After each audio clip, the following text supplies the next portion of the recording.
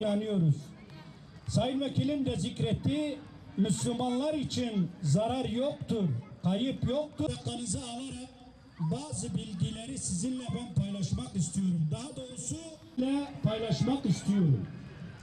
Siyonizm ilk önce yayılmasını engellemek için bir takoz oluşturmuşlardır.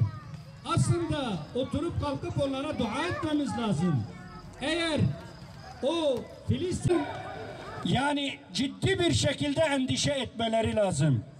Değerli kardeşlerim, dedik ki Siyonizm İslam aleminin kalbine saplanmış habis bir urdur. Allah'ın izniyle bu uru hep birlikte söküp atacak ve ümmetin selametine vesile olunacaktır inşallah. Şimdi değerli kardeşlerim, Siyonizm ne istiyor ve ne diyor? Bakın, kendileri Muharref Tevrat'ta diyorlar ki bu Mezopotamya denilen bölge Allah tarafından bize vaat edilmiş bir topraktır. Şimdi bir Siyonist buraya Mardin'e gelse ve Allah korusun ayağı buraya bassa, onların habis, onların muharref inançlarına göre hahamlarının işkembelerinden çıkararak sahte Tevrat'ta yazdıkları inanışa göre o toprak onlarındır. Ve o toprak onların oluncaya kadar gayret ve mücadele edeceklerdir. Şimdi değerli kardeşlerim, halbuki Allahu Teala ne diyor? Diyor ki bu habis zihniyeti bize tanıtırken işittik ve isyan ettik. Onlar itaat etmediler.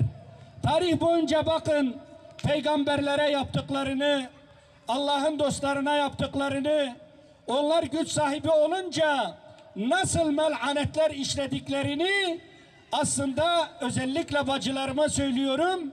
Her akşam Siyonizmin fitne fesadını kendi çocuklarımıza anlatmamız lazım.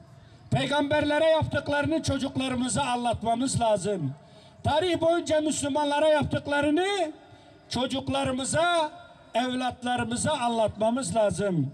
O zaman inanın Siyonizmin beynini patlatan o nur parlayacak ve onların sonunun gelmesine vesile olacaktır.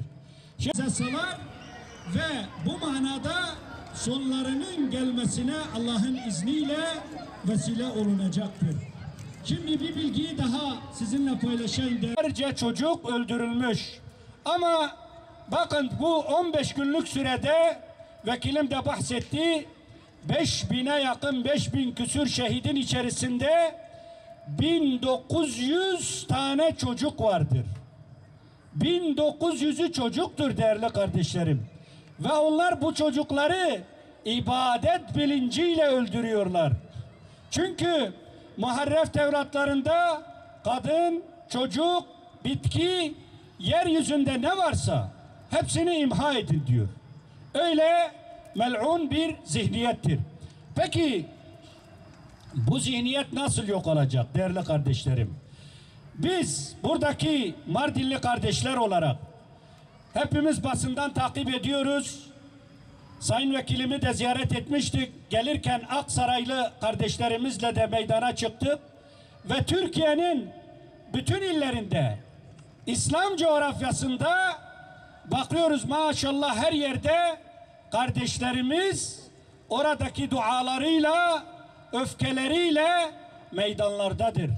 Bu vahdet tablosu belki biz Müslümanları, derin uykuda olan Müslümanların uyanışına ve dirilişine vesile olur Allah'ın izniyle. Şimdi tabii ki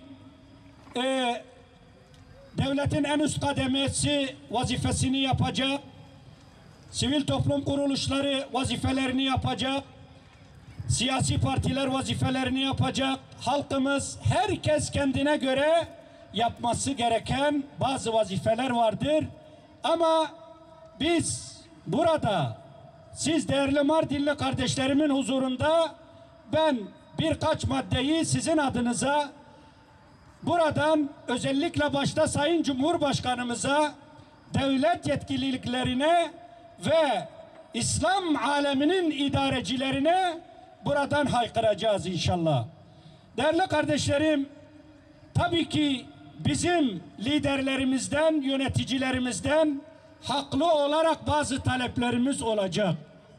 Ne yapılabilir? Yapılması gereken nedir? Yapılıyor ama yetmez. Biraz daha. Çünkü Müslümanların Müslümanıyla hiçbir şey yapamayacaklardır. Yeter ki biz uhvetimizi, kardeşliğimizi muhafaza edelim. Şimdi ben bu maddeleri de okuyup vaktinizi aldım. Hakkınızı helal edin. Ne yapabiliriz?